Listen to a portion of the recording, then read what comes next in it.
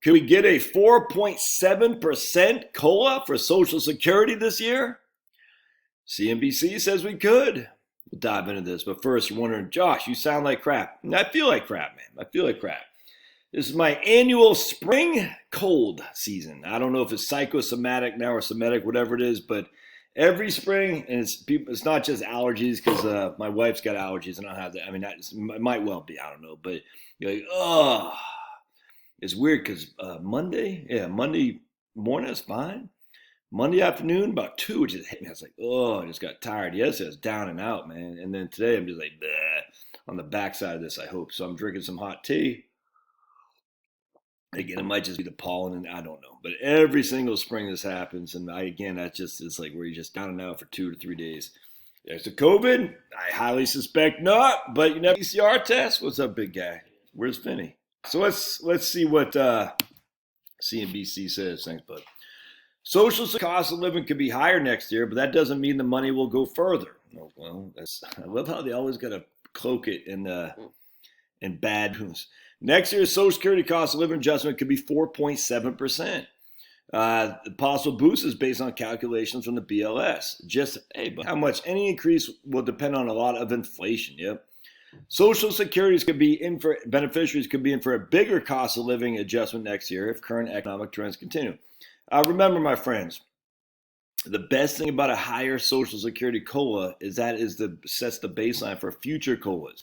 All right, I cannot stress this enough. So if we go from $100 to $104.70, then if we only go to 2%, it's still a 2% on top of that 4.7 we got. I hope that makes sense.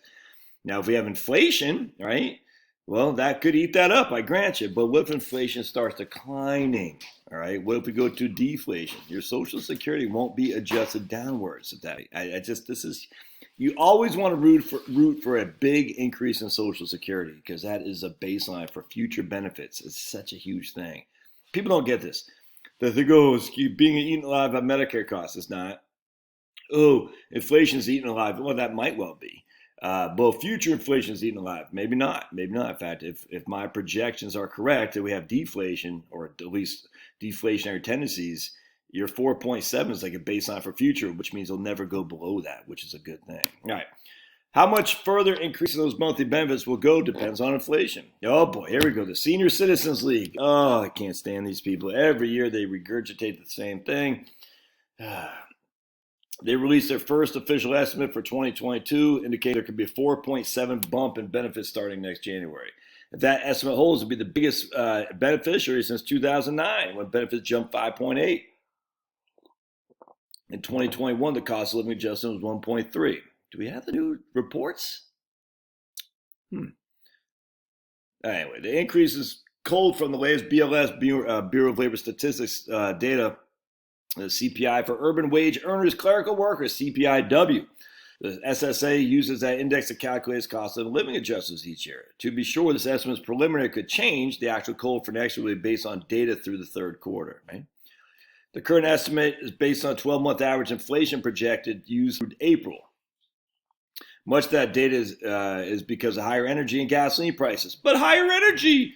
That's what Obama wanted. Remember, he says, apparently we're going to increase the cost of energy if we continue to use fossil fuels. So that's what they want. They want higher energy. They want higher inflation because they hate the idea of you having cheap access to energy, electricity, just energy generally speaking. They hate that. The ruling class hates that, man.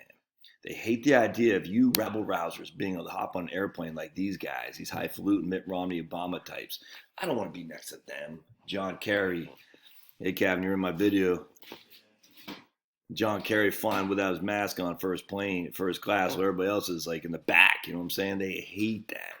They love the idea of going back to a 70s style hyperinflation where you can't afford to fly. Anyway, if inflation declines, the estimate stays the same. That will help investors, seniors' buying power. Yep. All right, so we'll see here. So here's the 10 fastest growth. Well, we'll read that for a different video. Anyway, let's see what you think. We'll see. We'll talk to you.